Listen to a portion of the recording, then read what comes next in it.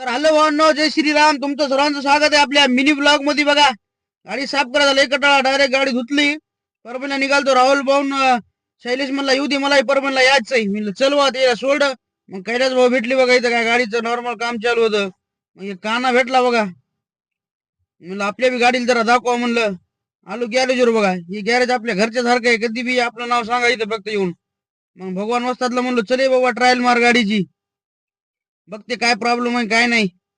मग ते आलो बघा ट्रायल मारायला. ट्रायल मारायला आले होते, म्हणलं काहीच नाही रे, नंबर एक आहे. मी स्कॅनर लाव भाऊ येतात बघ. स्कॅनर हे लावलं, काहीच नाही निघालं त्याच्यात. शांबा होता गॅरेजला, पडेल तिच्या गाडीचं काम चालू होतं. मग त्याला फोन लावला. मग ते आलो बघा, त्याला म्हणलं जरा नाश्त्यात जोड लावा. शांबा गेलो बघा हॉटेलवर खिचडी आणि भजी आणायला. आपल्याकडे डबा होताच. डायरेक्ट गेलो बघा शिंदे मामाकडे अलाइनमेंट साठी. शिंदे मामाकडे लावली बघा गाडी. म्हणलं, चल द्या तुमची अलाइनमेंट, आता मी तर जेवण करतो.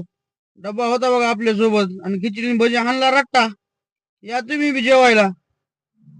कसं जेवल्यावर जरा बरं वाटतंय, दुसरं काय. जेवण हे झालं बघा. तिथून निघालो. श्यामभाऊचा घोडा कसा तयार व्हायला बघा.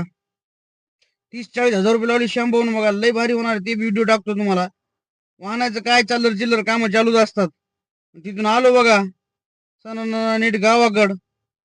सुरेश भाईच्या दुकानावर बसलो जरा टाइमपास करत. व्हिडिओ कसा वाटला कमेंट मध्ये एकदा नक्की सांगा बरं का भावांनो.